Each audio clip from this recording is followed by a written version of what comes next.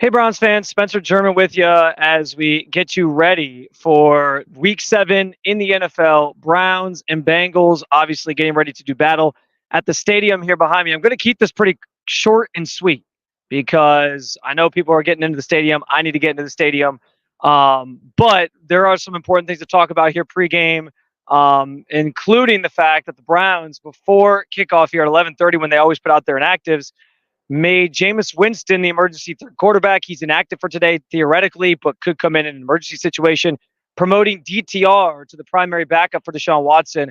Obviously, a big deal because that role has belonged so far this season to Winston. It has solely been his. We know the relationship that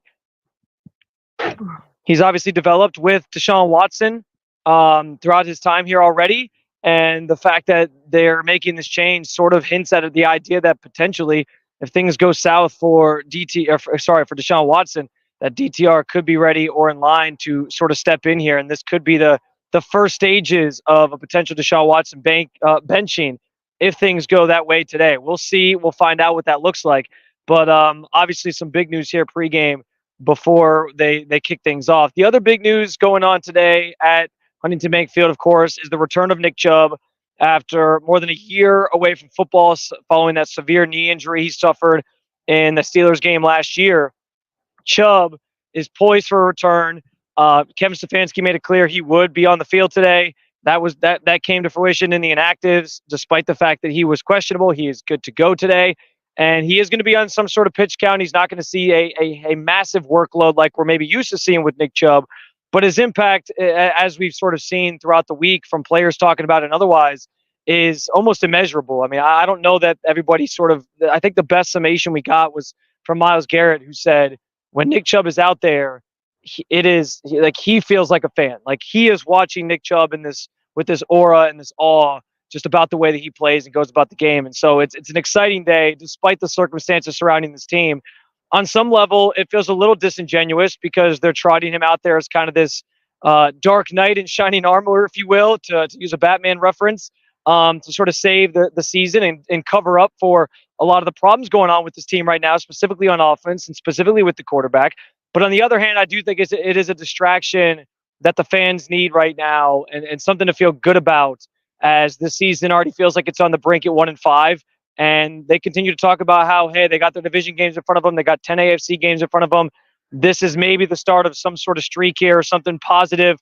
And to have Nick Chubb sort of be the face of it and maybe help add to that or help spark that is obviously a big deal for this organization, this franchise. I'm expecting, when I get into the stadium here in a little bit, an amazing and just touching sort of moment when he is announced. And I've seen the reports that they were practicing the announcement of the starting offense today with Nick Chubb sort of finishing it off. And I can only imagine the type of reception he's going to receive. It's going to be something worth remembering. It's going to be something that Cleveland fans certainly don't forget that are in this stadium or watching at home otherwise. But it's going to be a lot of fun. And it's at least a positive thing to sort of add to the context of a game today that could really sink the Browns season further or be the start of potentially turning it around. Guys, I don't want to take too much of your time here pregame. I got to get inside, like I said, but I'll give you to get out of here as we always tend to do. My prediction for the game. At this point, guys, I can't trust the Browns enough to pick them to win.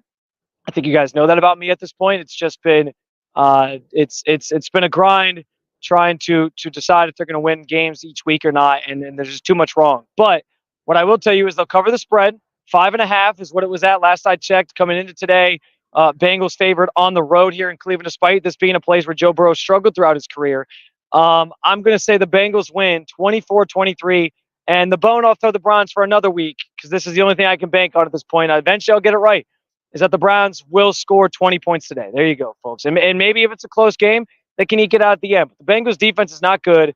This could be another one of those games like Washington a couple weeks back where I predicted a win, where the offense maybe gets their you-know-what together and is able to play at a higher level than they have to this point. But at this point, I just can't hold my breath that that's going to happen because there's just too many problems for this team right now. All right, that's going to do it for our pregame reports. We'll be back postgame. Anthony will be back with me, Anthony Meglin, to recap everything that happens in this game. In the meantime, be sure to follow along throughout today's contest over at Cleveland Browns on SI or si.com/NFL/Browns. And like I said, I'll connect with you guys post game. But follow along for all your Cleveland Browns coverage. The Cleveland Browns on SI.